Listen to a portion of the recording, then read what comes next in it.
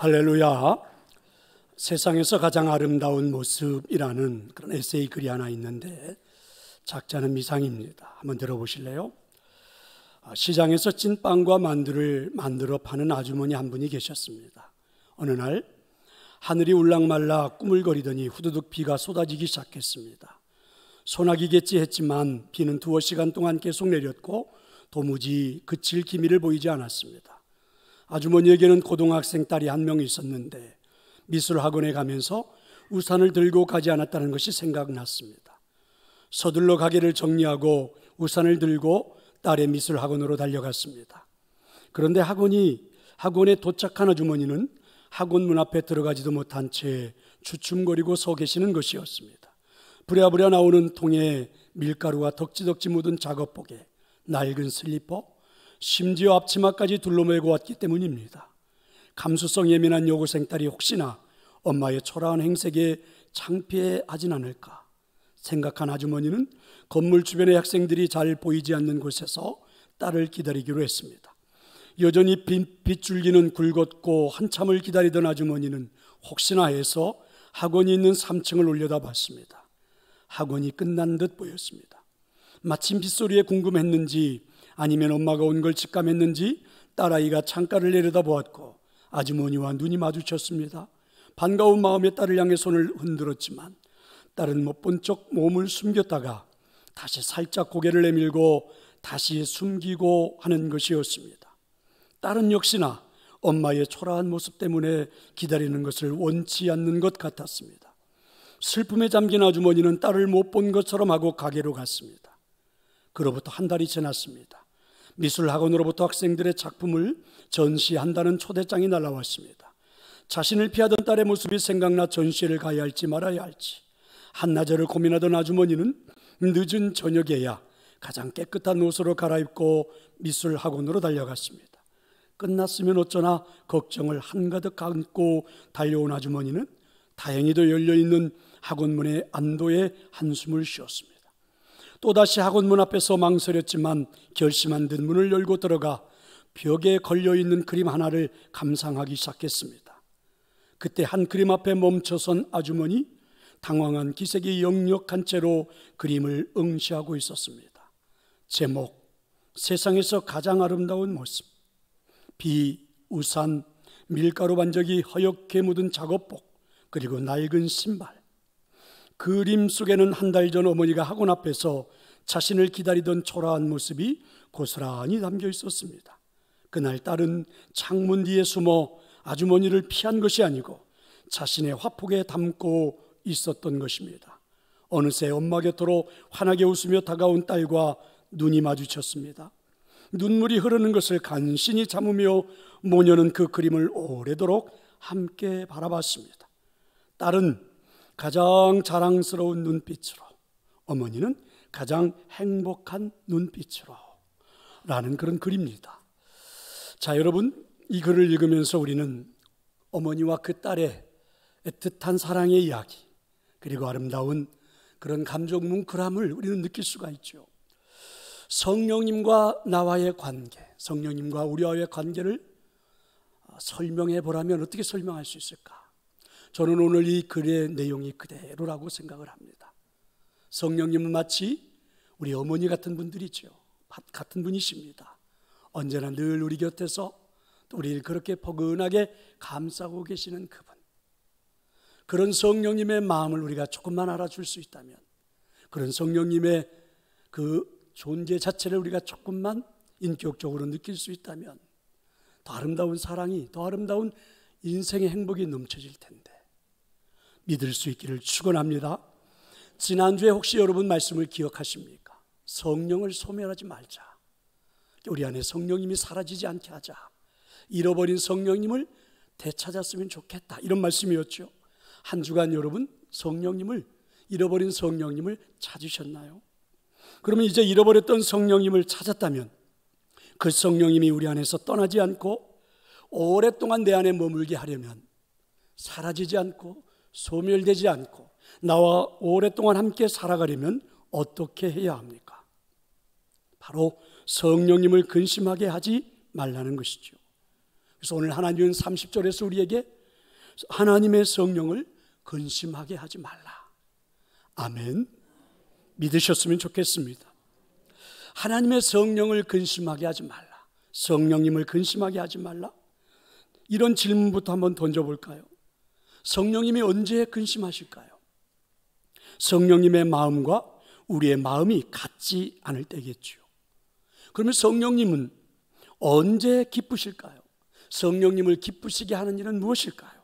성령님의 생각에다가 나의 생각을 맞추는 것입니다. 이런 걸 우리는 초점을 맞춘다 이렇게 표현하죠.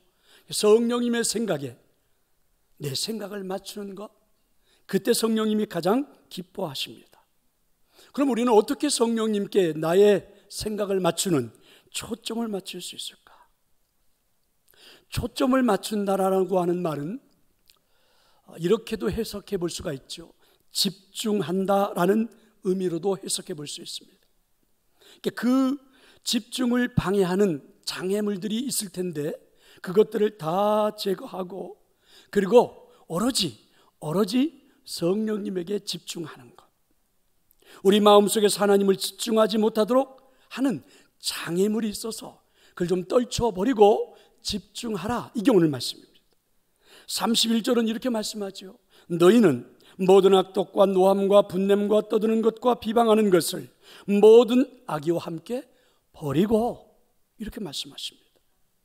이런 악한 것들이 내 안에 존재하는 한 우리는 초점을 맞추는 게 불가능하다는 이야기죠.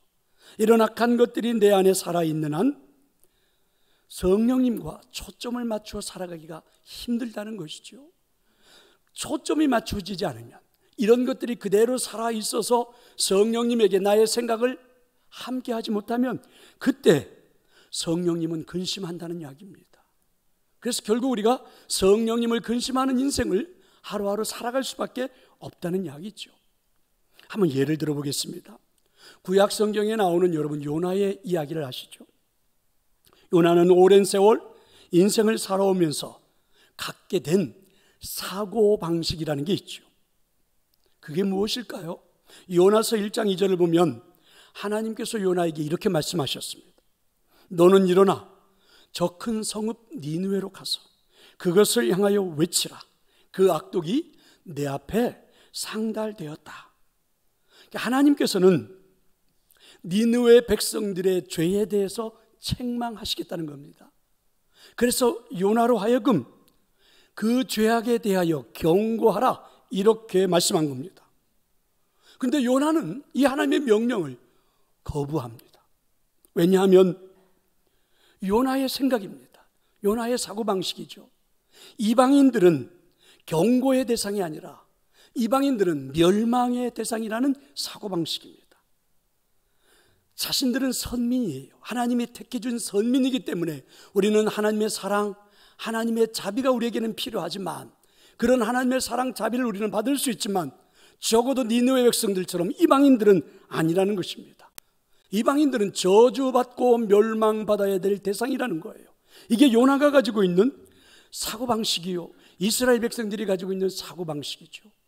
그래서 이 사고방식 때문에 요나는 하나님의 명령조차도 거부했습니다. 거절을 했습니다. 자, 여러분 요나를 조금만 더 생각해 볼까요? 요나가 이렇게 하나님의 명령을 거부하고 다시스로 도망할 때입니다. 여러분 요나서 1장 3절을 보면 참 재미있는 장면이 연출이 돼요. 마침 다시스로 가는 배를 만난지라, 이런 말씀이 있습니다. 신기하지 않습니까? 하나님의 명령을 거부하고 하나님의 명령을 외면한 채 다른 길을 가고 있는데 뜻밖의 요나의 인생에는요 형통한 일을 맞닥뜨리는 겁니다. 글쎄 다시스로 가보았더니, 그 항구에 가보았더니 다시스, 저 유럽으로 건너가는 배가 준비되어 있는 겁니다. 그것도 내가 탈 수 있는 표 한 장이 달그러니 준비되어 있는 겁니다. 어쩌면 이렇게 일이 술술 풀릴 수 있단 말입니까? 이게 이제 요나의 생각이죠. 그런데 사실은 깊이 생각해 보면 이 상황은 요나를 돕는 게 아니죠. 사실은 요나를 더 깊은 수렁 속에 빠뜨리는 것이 아닙니까? 사람들의 특징입니다. 모든 일이 자기의 생각대로 순조롭게 풀려지면 하나님의 생각, 하나님의 뜻, 하나님의 섭리를 깊이 생각하지 않습니다. 그리고 그것이 하나님의 뜻이라고 생각하지도 않아요. 그래서 나중에 자신의 한계를 벗어나는 일들, 도저히 일은 감당할 수가 없다. 어떻게 이런 일들이 이렇게 되어지는 그 순간이 돼서야 하나님을 찾게 되죠. 요나가 지금 여러분 그런 상황입니다. 다시스로 가는 풍랑을 만나게 됐죠. 다시스로 가는 중에 풍랑을 만나게 됐고, 이유 없는 고난 가운데서 희생양을 찾고자 사람들이 제비를 뽑았는데 요나가 뽑게 되었습니다. 사람들이 요나에게 묻죠. 너는 누구냐? 이때 요나가 이렇게 대답을 합니다. 요나서 1장 9절이죠. 나는 히브리 사람입니다. 바다와 육지를 지으신 하늘의 하나님 여호와를 경외하는, 여호와를 섬기는 자입니다. 자신의 정체성을 그렇게 말을 했습니다. 요나는 자신이 하나님의 뜻을 거스르고 도망하고 있는 중에도 자신이 하나님을 경외하는 자, 하나님을 섬기는 자라고 생각했다는 거죠. 이게 우리가 흔히 행하는 오류입니다. 내가 하나님을 믿고 있어서, 오늘 내가 예배의 자리에 앉아 있어서 내가 하고 있는 모든 일들은 다 하나님의 뜻이라고 착각하는 것들이 우리에게 얼마나 많은지 모른다는 이야기죠. 여러분, 조금 어려운 말일 수도 있지만 한번 생각을 해보세요. 우리가 하나님을 믿는 것과, 내가 하나님을 믿고 있는 것과, 그리고 하나님의 뜻을 따라서 동행한다라고 하는 것은 별개 문제라는 것이죠. 하나님을 내가 믿고는 있지만 오늘 요나처럼 하나님의 뜻을 전혀 따르지 않는 인생의 삶도 우리에게는 펼쳐질 수 있다는 것이죠. 이런 요나의 사고방식, 이런 요나의 생각, 이런 요나의 속마음을 오늘 우리가 읽었던 본문 31절은 적나라하게 표현을 해준 겁니다. 바로 31절은 이렇게 요나의 사고방식을, 생각을 표현해 주지요. 뭐라고요? 요나의 마음속에는 악함이 있습니다. 하나님은 용서하려고 하는데 요나는 니느웨 백성들을 향해서 화를 냅니다. 분냄이 있습니다. 니느웨 백성들을 향하여 비방하는 것이 있습니다. 니느웨 백성들은 마땅히 죽어야 한다고 생각하는 악한 생각이 들어 있습니다. 이게 요나의 사고방식이죠. 오늘 여러분이 읽었던 31절에 나오는 말씀과 동일한 것들이 요나의 마음속에 들어있는 거죠. 중요한 것은 이런 요나의 사고방식은, 요나의 마음속에 들어있는 생각들은 성령 하나님을 근심케 한다는 것입니다. 너희는 모든 악독과 노함과 분냄과 떠드는 것과 비방하는 것을 모든 악의와 함께 버리라. 여러분, 이런 말이 있잖아요. 무식하면 용감하다. 그렇습니다. 이런 나의 사고방식을 품고 있으면서, 이런 나의 사상에, 이런 나의 생각에 젖어 있으면서 장애물이 되어 결국은 우리 성령 하나님을 근심할 수밖에 없다는 것입니다. 그래서 오늘 하나님 우리에게 명령하십니다. 이렇게 말입니다. 버리라. 버리라. 아멘. 버리라. 이렇게 말입니다.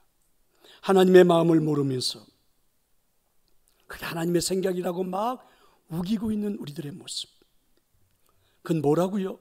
나의 사고방식 때문에 그렇죠. 내가 살아온 내 인생에 그동안에 축적되어진 나의 경험 때문에 그렇죠. 하나님의 뜻도 모르면서, 하나님의 생각도 모르면서, 하나님의 섭리도 잘 모르면서 결국은 우기기 시작하는 거죠. 이게 하나님의 뜻이라고, 이게 하나님의 생각이라고. 그게 여러분 우리들의 관념, 사고방식, 사상이 될 수 있다는 것이죠. 그러면 여러분 이런 사고방식은 어때요? 충분히 성령님께 초점을 맞추는데 방해물이 되는 겁니다. 다행스러운 것은 요나가 물고기 뱃속에서 하나님께 초점을 맞추는 시간이 있었죠. 물고기 뱃속에서 3일간 어둠 속에서 하나님과 가지는 시간이 있었어요. 그래서 하나님께 초점을 다시 맞출 수 있었고, 요나가 하나님 앞에 다시 사명자로 쓰임받게 되었다는 것입니다. 성도 여러분, 혹시 오늘 우리가 그렇게 성령님을 근심케 하고 있지는 않을까?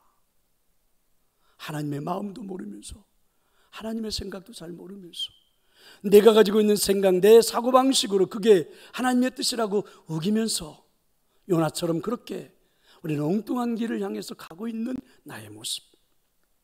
그렇다면 여러분, 그건 분명히 내 안에 계신 임재하시는 잃어버렸던 성령님을 다시 찾았지만 그 성령님은 오늘 나를 두고 근심할 겁니다. 오늘 이런 말씀이죠. 또 하나 이런 예도 있습니다. 마태복음 14장에 나오는 기적의 사건입니다. 예수님께서 무리를 걸으시는 모습을 보고 베드로도 예수님에게 부탁을 하죠. 나도 무리를 걷게 해주소서. 예수님께서 베드로에게 무리를 걸어오라고 말씀하셨습니다. 베드로는요, 인간이지만 여러분, 무리를 걷기 시작한 겁니다. 그런데 무리를 걷다가 풍랑이 일어나는 거예요. 거대한 파도가 되어 나를 순식간에 물속에 잠기게 할 것 같으니까 두려움에 빠져서 여러분, 결국은 물속에 빠져버리고 말았습니다. 물속에 빠져있는 베드로를 보면서 예수님은 이렇게 책망하셨습니다. 믿음이 작은 자요, 왜 의심했는가? 믿음이 작은 자요, 왜 의심했는가? 그럼 여기서 여러분, 예수님이 베드로를 놓고 믿음이 작은 자라고 질책했던 그 믿음은 도대체 무엇일까? 믿음이라는 게 무엇일까? 이렇게도 역으로 한번 생각해 볼래요? 베드로에게 믿음이 조금만 더 있었다면 물에 빠지지 않았을 터이니 믿음을 굳게 하라는 말씀일까? 여러분, 여기 보면 베드로에게는 믿음이 작은 이유가 있지 않겠습니까? 믿음이 작아진 이유가 무엇입니까?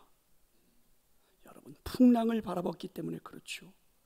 시선이 예수 그리스도를 바라보고 무리를 걸었던 그 시선이 거대한 파도가 내게 그저 다가오는 그 모습 앞에 풍랑을 바라보면서 예수 그리스도에게서 시선이 풍랑에게로 바뀌어지는 순간 그는 물속에 빠진 거죠. 자, 우리 착각하는 믿음이 문제가 될 때가 있죠. 믿음이 있으면 무엇이든지 할 수 있겠다, 이런 생각. 여러분, 무리를 걷게 된 베드로의 사건을 보면서 믿음이 있으면 베드로가 무슨 일인데도 어떤 일이든지 할 수 있었을 텐데, 빠지지 않았을 텐데, 이렇게 생각을 하는 거예요. 그런데 여러분, 잘 생각을 해보세요. 근본적으로 베드로가 무리를 걸을 수 있었던 건 예수님의 능력입니다. 아멘. 베드로가 믿음을 가지고 있었기 때문이 아니라, 나는 무리를 걸을 수 있는 존재라는 믿음을 가지고 있었기 때문이 아니라 근본적으로 예수 그리스도의 능력입니다. 그리고 여러분, 그가 그렇게 걸을 수 있었던 건 그 능력을 가지고 있는 예수 그리스도를 바라보는 순간이었다는 거죠. 자신의 믿음이라고 생각해서 풍랑을 보았을 때 어때요? 풍랑을 보는 순간 이 베드로의 믿음은 다 사라져 버렸습니다. 우리가 예수님의 능력을 철저히 의지할 때, 내가 예수 그리스도의 능력을 철저히 의지할 때 나타나는 현상이 뭔지 아십니까? 내 시선이 언제나 예수 그리스도에게로 가 있다는 것입니다. 그런데 여러분, 나의 시선이 사라지는 순간, 초점이 바뀌어지는 순간 어떻게 해요? 풍랑 앞에 우리는 넘어지는 거죠. 쓰러지는 거죠. 물에 빠지는 것이죠. 그러면 역시 여러분, 믿음의 문제는 역시 무엇입니까? 초점입니다. 나로부터 시작하는 게 아니라 믿음의 역사는 바로 어디서부터? 내가 시선을 누구에게 두느냐로부터 시작이죠. 예수 그리스도를 바라보는 것으로부터 시작입니다. 믿으시기를 축원합니다. 우리도 신앙생활을 하다가 보면 주님만을 바라보는 순간들이 있죠. 교회를 다니다 보니까 참 기적 같은 일들이 일어나요. 그 기적을 통해서 역시 주님은 살아계시는구나. 또 나의 인생에 생각지도 않은 놀라운 풍요로운 일들이 내게서 나타나고 이루어져요. 그때 그 열매를 보면서 주님을 바라보죠. 그런데 여러분, 우리가 살아가는 일상의 삶에는 참 생각지도 못하는 그런 풍랑, 그런 일들이 불어오잖아요. 그러면 그 순간 우리들의 시선도 여러분, 주님에게서 자연스럽게 그 풍랑으로, 그 환경으로, 그곳으로 눈이 옮겨갑니다. 그건 자연스러운 일처럼 느껴지죠. 여러분, 내가 믿음이 없는 것도 아니에요. 내가 하나님을 믿지 않는 것도 아니에요. 여러분, 주일날 교회 와서 예배도 드리잖아요. 그런데 나도 모르는 사이에 초점이 흐려지기 시작해요. 시선이 왔다 갔다 하기 시작해요. 주님이 보였다 안 보였다, 주님이 자꾸만 흐려지기 시작해요. 이런 것들이잖아요. 과연 내가 믿음을 가지고 지금까지 살아온 인생이 옳은 거냐? 내가 20년, 30년 평생을 믿음을 가지고 살아왔는데 내 인생이, 내 삶에 이런 거밖에 없어? 내 믿음이 옳은 거야, 맞은 거야? 이렇게 끝까지 주님을 믿고 살다가 나 손해만 보는 건 아니야? 불현듯이 이런 생각들이 자꾸만 초점을 흐리게 하죠. 어느 순간인가는 결단을 해야 돼요. 이러다가는 망할 것 같아요. 이러다가는 죽을 것 같아요. 그래서 결단하는 순간이 오면 우리는 손익을 계산하기 시작합니다. 그 순간 우리는 순수성을 잃어버립니다. 우리 머릿속이 복잡해지면서 온갖 계산을 다 하게 되죠. 그리고 계산을 하는 그 순간부터 우리는 이 손해에서 벗어날 계획을 세웁니다. 어떻게든 이 손해를 벗어나고 싶어요. 그럼 여러분, 그 순간 하나님의 생각도 없습니다. 하나님의 마음, 하나님의 뜻도 아니에요. 손익을 계산하는 그 순간, 손익에서 벗어나고 싶어하는 순간부터 우리 마음속에는 놀랍지 않습니까? 악함이 작동을 시작합니다. 세상의 것들이, 세속의 것들이 우리 마음을 움직이기 시작해요. 그리고 분냄이, 화냄이 우리 마음에 작동을 시작해요.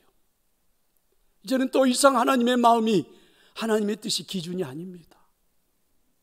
그러니까 내 생각에는, 내 마음에는 악한 것들로, 분한 것들로, 화내는 것들로 가득 채워지게 되죠.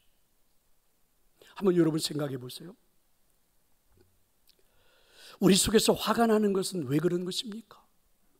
혹시 오늘 여러분 아침에 일어나서 오늘 예배의 자리로 나오는 이 순간까지 화를 내고 오신 분 계시죠?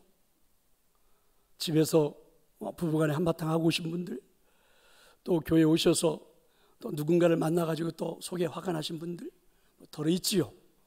근데 생각을 해볼래요? 우리 속에 화가 나는 것은 왜 그런 것입니까? 여러분 가만히 보세요.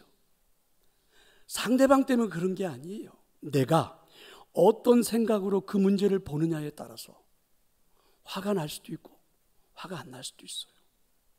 어떤 경우에는 여러분 그때 화 한 번도 내본 적이 없어요. 근데 여러분 별것도 아닌 문제인데 화를 냈어요.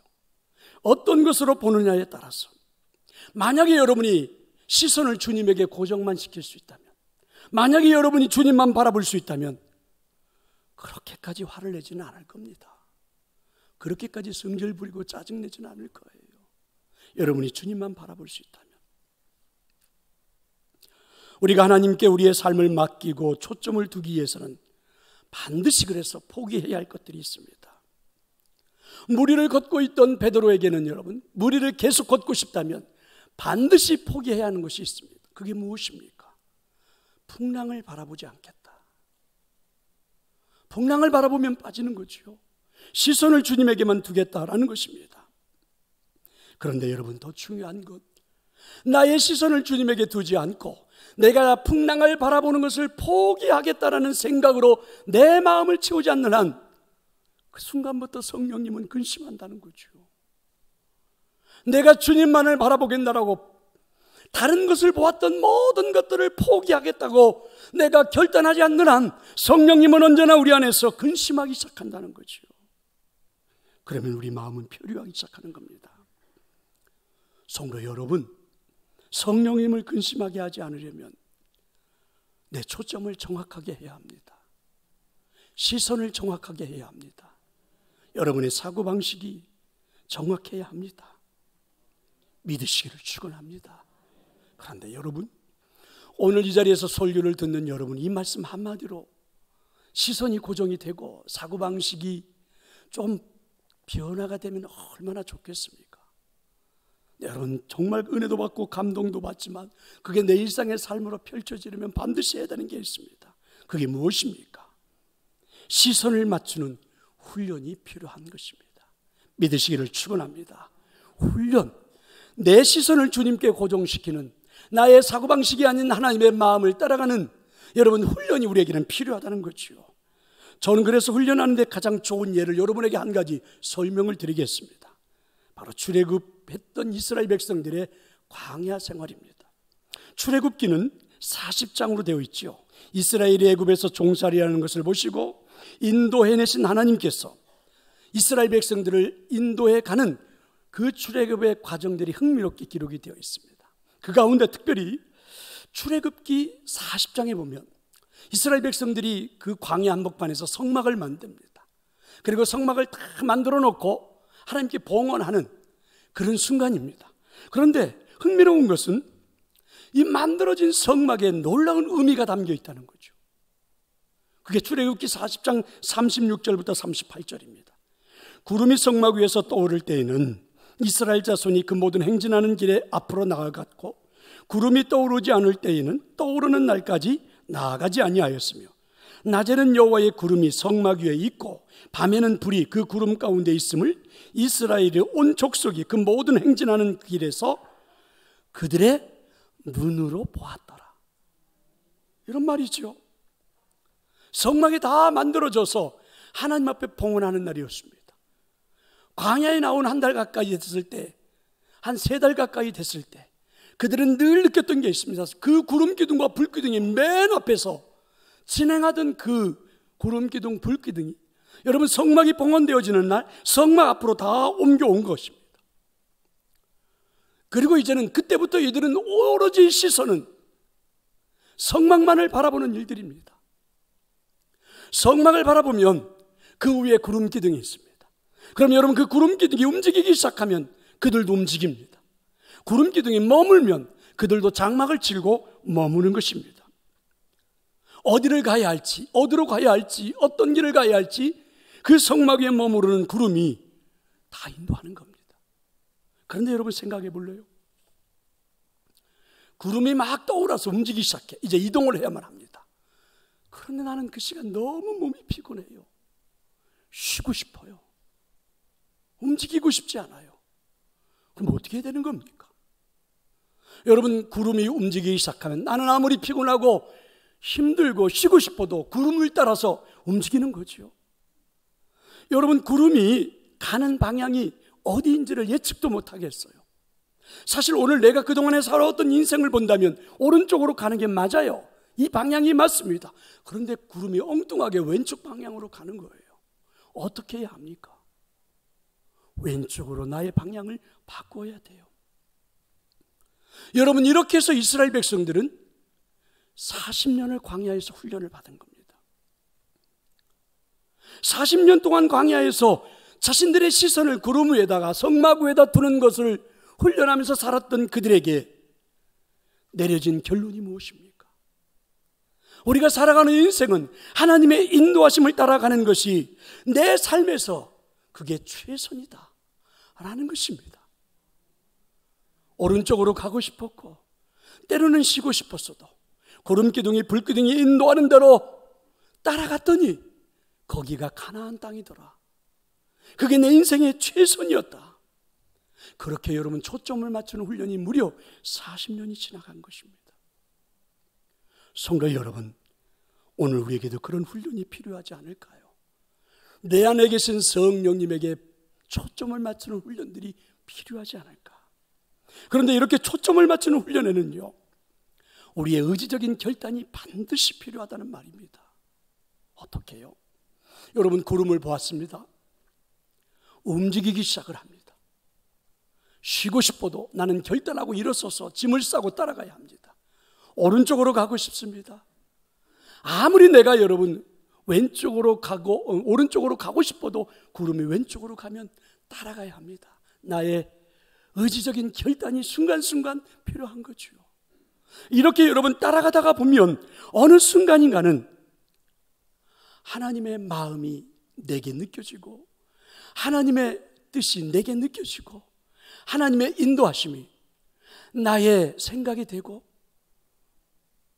몇 주 동안 안 했더니 또 아멘하는 걸 다 잃어버려서 여러분 그렇습니다. 이스라엘 백성들이 저는 생각을 해봅니다. 40년 동안 언제쯤 돼서 이들이 더 이상 구름을 보고 여러분 움직이고 머무는 것에 갈등하지 않고 그들의 마음들이 하나님의 마음과 합해졌을까? 한 20년?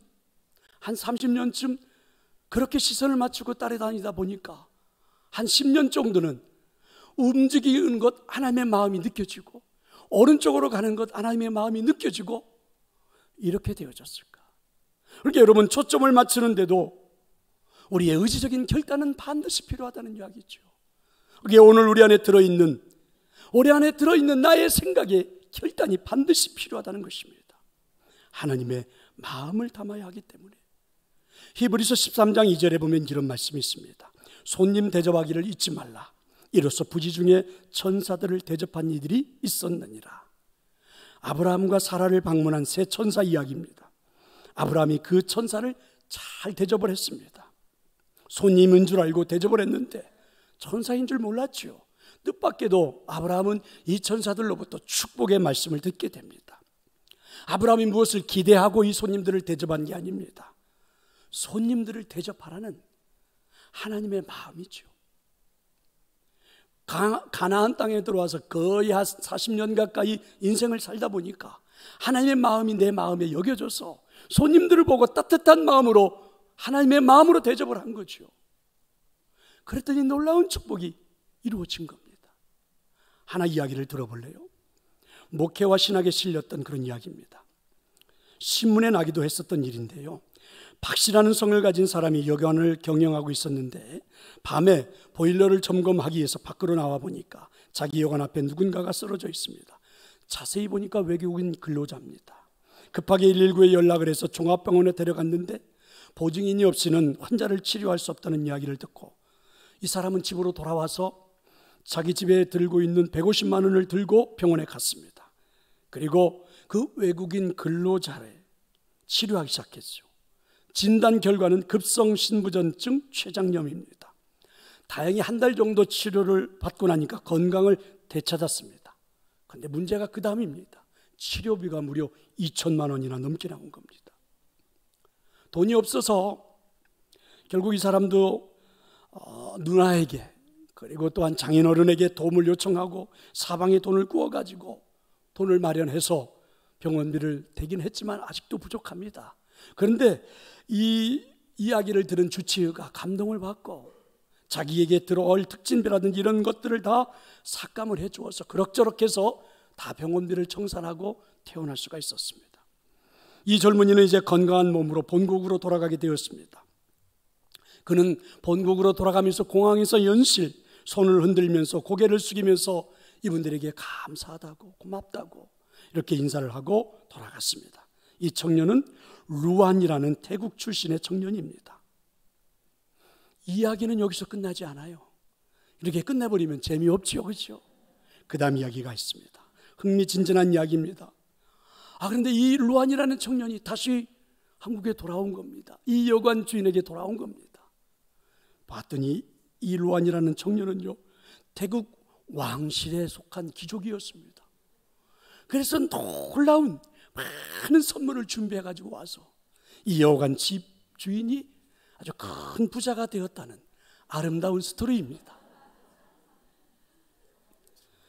사실은 여러분, 우리가 선한 행동을 할 때 이런 결말을 기대하지 않습니까? 내가 누군가에게 선을 베풀 때 이런 것들을 기대하지 않나요? 그게 우리에게 나타나기를 기대하지 않습니까? 그렇지만 여러분, 가만히 보면 이 여관집 주인은요, 잘하긴 했지만 그 여관집 주인 마음에는 하나님의 마음은 없습니다. 성령님께 초점을 맞춘다는 것은 여러분, 내가 내 인생에 나타날 결과에 대한 예측을 하는 게 아닙니다. 내가 하고 있는 이 선한 일이라 할지라도 여기에 하나님의 마음이 있느냐 없느냐, 내가 성령님에게 초점을 맞추고 살았던 이 내 인생의 결과가 이렇게 축복의 삶으로, 성공적인 인생으로, 돈을 많이 버는 인생으로 나타난다, 이렇게 예측하는 것이 아니라 오늘 내가 성령님에게 초점을 맞춘다는 것은 내 의지적인 그 결단 속에 하나님의 마음이 있느냐 없느냐. 32절 볼래요? 서로 친절하게 대하라. 불쌍히 여기라. 용서하기를 하나님이 그리스도 안에서 너희를 용서하심과 같이 하라. 결과에 대한 예측이 전혀 없습니다. 이렇게 하면, 내가 친절하게 하고 용서를 하고 하나님의 마음으로 누군가를 이해해주면, 받아주면 하나님이 나를 더 멋지게 크게 하늘의 복으로 채워준다는 말씀이 한 구절도 없습니다. 그렇습니다. 초점을 맞추는 훈련이라는 건 바로 이런 거죠. 내 인생에 여러분 어떤 완벽한 계획, 내 인생에 어떤 결과에 나타날 놀라운 축복의 삶, 이런 것들을 예측하는 게 아니라 초점을 맞춘다는 것은 내가 오늘 하나님의 마음을 가지고 하나님의 말씀을 가지고 내 인생을 살아가는 게 최선이다 믿으시기를 축원합니다. 결과에 대한 예측이 아니라 내가 여러분 회사에서 사장이 되고 여러분 이 세상에서 성공적인 사람이 되고 내 이름이 높아지고 이런 게 아니라 성령님에게 초점을 맞추고 성령님을 근심하지 않게 하고 살아가는 건 내가 살고 있는 지금의 이 인생이 최선인 거다. 그게 행복이다 믿으시기를 축원합니다. 하나님 오늘 우리에게 원하시는 건 그런 것들입니다. 그래서 생각해 보면 하나님께 초점을 맞추고 성령의 인도하심을 따라 살아가는 순간 어쩌면 그렇게 우리 인생에는 이해할 수 없는 일들이 많이 벌어지는지 모르겠어요. 내가 정말 하나님의 마음대로 하나님의 마음을 가지고 인생을 살아왔는데 내가 왜 이렇게 사는 거야? 내 인생에는 왜 이런 일들이 펼쳐지는 거야? 이해하기 어려운 일들이 너무 많아요. 설명이 불가능해요. 잘 되지가 않아요.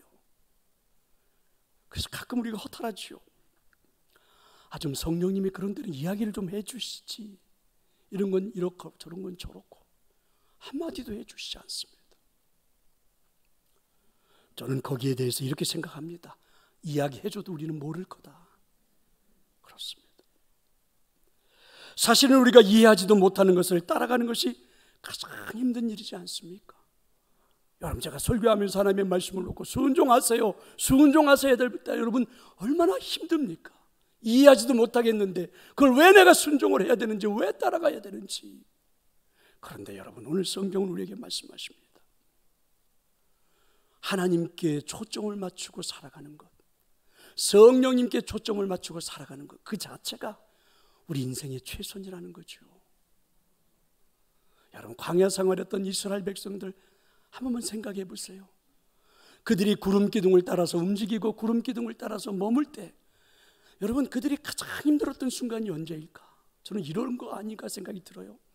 구름 기둥이 움직이지를 않아요. 그러면 다 텐트를 치고 머물러 있어야 돼요.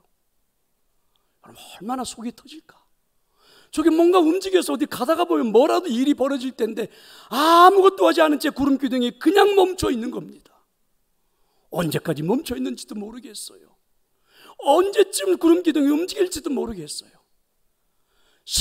그동안 한 20년 살아왔던 경험을 보는데도 아무리도 예측도 불가능해요. 왜 구름 기둥이 머물러 있는지도 모르겠고 왜 구름 기둥이 움직이지 않는지도 모르겠어요. 그런데도 여러분 그저 묵묵히 앉아서 그 구름 기둥만 바라보고 초점을 맞추고 있는 겁니다. 왜요? 그게 인생의 최선이니까. 그렇게 살았더니 그들이 가나안 땅에 들어가 있더라 믿으시기를 축원합니다. 성도 여러분, 성령님께 초점을 맞추는 것, 그게 맞추어지지 않으면 우리 안에서 성령님은 엄청 근심하게 될 겁니다. 내 안에서 성령님이 근심하게 되는 순간부터, 그리고 성령님에게서 초점을 잃어버리는 순간부터 우리 안에 들어있는 악하고 더러운 것들은 다 나타나기 시작할 겁니다. 거짓되고 말 많고, 그리고 여러분 속이고, 누군가를 향하여 화내고 번내고, 그래서 우리 인생이 뒤죽박죽이 되어버릴 겁니다. 아무리 여러분 세상에서는 성공했어도 내 인생에 절대로 행복이란 존재하지 않을 것입니다. 어떻게 살고 싶습니까? 어떻게 살고 싶습니까? 예측할 수는 없어도, 뭔가 우리에게 대한 결말을 기대할 수는 없어도 오늘 성령님께 초점을 맞추고 살아가는 것이 최선인 것이 오늘 꼭 여러분에게 체험되어지기를 간절히 축원합니다. 이제 찬양의 시간인데요. 오늘은 특별하게